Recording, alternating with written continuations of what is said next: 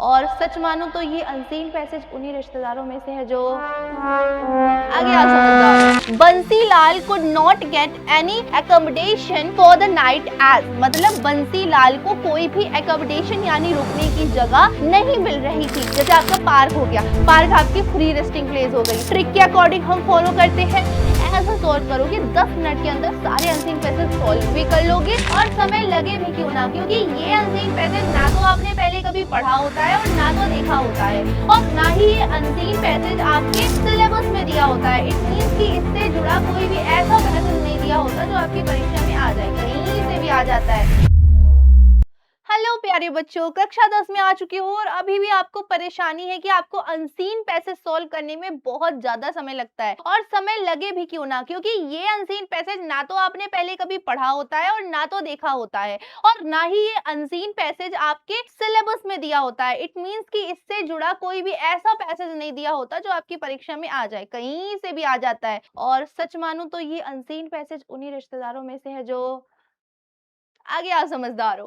तो प्यारे बच्चों, मैं रोशनी मैम स्वागत करती हूँ आपका अपने channel UP board high school Vidyakul में। आशा करती हूँ आप सभी बच्चे बहुत बढ़िया होंगे। तो बच्चों, आज की वीडियो में हम ये डिस्कस करने वाले हैं कि हम इस अनसीन पैसेज को कैसे कुछ मिनटों में करें, क्योंकि अनसीन पैसेज आपके पेपर में 10 मार्क्स का आता है और ये अनसीन पैसेज आपको इतना ज्यादा घुमाता है, आप परेशान हो जाते हो, पैसेज पढ़ते हो, मीनिंग समझते हो, फिर भी आप टाइमली नहीं कर पाते, जिससे आपका बहुत सारा टाइम जो है वो वेस्ट हो जाता है। बट अब नहीं हो गया।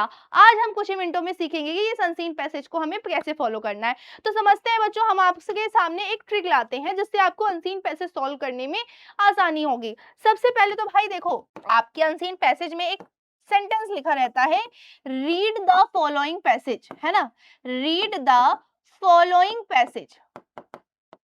फॉलोइंग पैसेज मतलब आपको पहले पैसेज पढ़ना है और उसके बाद प्रश्न पढ़ के जवाब देना है। लेकिन वी आर बैक बेंचर्स, हम सब बैक बेंचर्स हैं और हम तो वो काम नहीं करेंगे जो हमसे कहा जाएगा।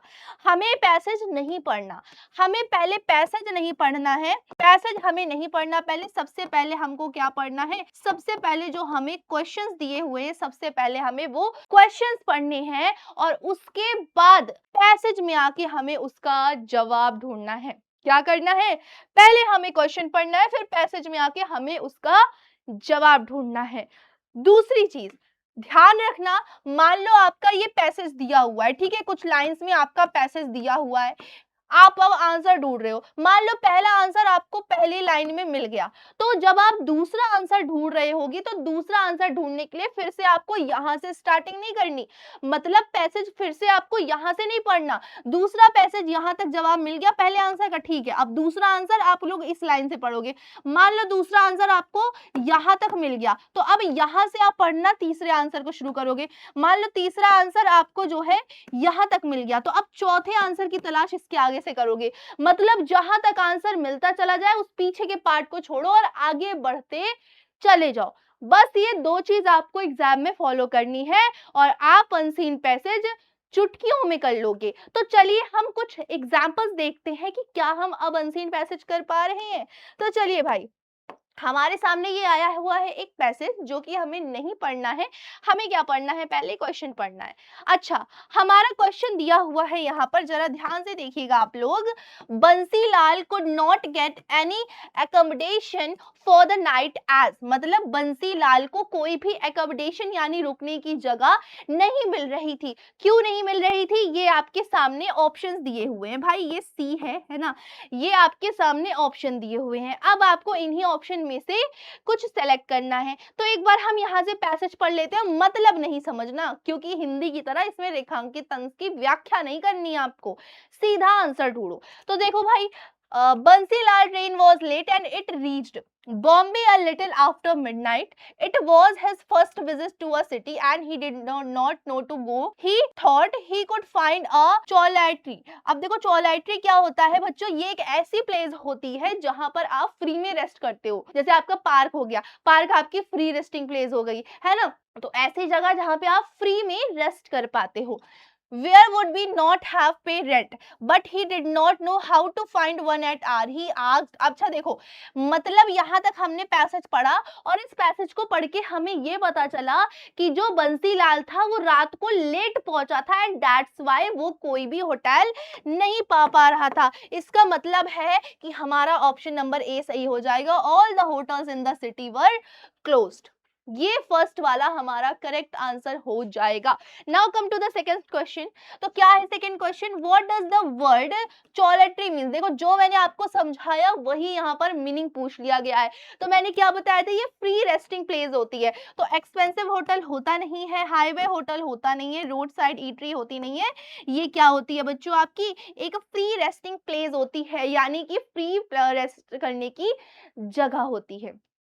ठीक है, ओके। अगला सवाल आपसे इस पे क्या पूछ रहा है? The potter refuse to Bansilal help Bansilal. क्यों भाई पॉटर ने रिफ्यूज कर दिया था? चलो भाई, हमारी ट्रिक के अनुसार भाई हम फॉलो करते हैं, ट्रिक के अकॉर्डिंग हम फॉलो करते हैं। तो ट्रिक भाई हमने यहाँ तक देखो पढ़ लिया। मैंने ट्रिक क्या बताई थी, उसके आगे से पढ़ो तो आगे से पढ़ो। चलो, he ask a porter to get him a cheap room. The porter ask him for a 3 rupee to take him to one, but Bansilal waved him away and walk out the station. Okay, porter ने क्यों मदद नहीं की थी? क्योंकि जो बंसीलाल था उसने कोई भी पैसे पॉटर को नहीं दिए थे। हमारा तीसरा आंसर भी मिल गया। अच्छा, ये वाला होगा नहीं, प्रीवियस एकम्बटेंस होगा नहीं, ही स्पोक लैंग्वेज नहीं भाई, ये नहीं होगा। ऑप्शन नंबर हमारा डी क्या हो जाएगा? एकदम करेक्ट हो जाएगा। ही रिफ्यूज टू पे the Potter any tip. Option number हमारा डी बच्चों एकदम करेक्ट हो जाएगा। ओके, ये बात तो हो गई हमारे ऑब्जेक्टिव की। हमारा जो ऑब्जेक्टिव आता है बच्चों ये 3 मार्क्स का आता है, लेकिन अभी भी हमारे 7 नंबर बचे हुए हैं और ये 7 नंबर हमें मिलते हैं हमारे सब्जेक्टिव क्वेश्चंस थे। लेकिन क्या ये ट्रिक सब्जेक्टिव में फॉलो होती है? चलो देखते हैं। हमारा प्रश्न है, Who was Robin Hood and where did he live? मतलब रॉबिन हुड कौन था और कहाँ रहता था? तो चलो भाई, ये आपके सामने पैसेज दिया और चलिए पैसेज पढ़ते हैं।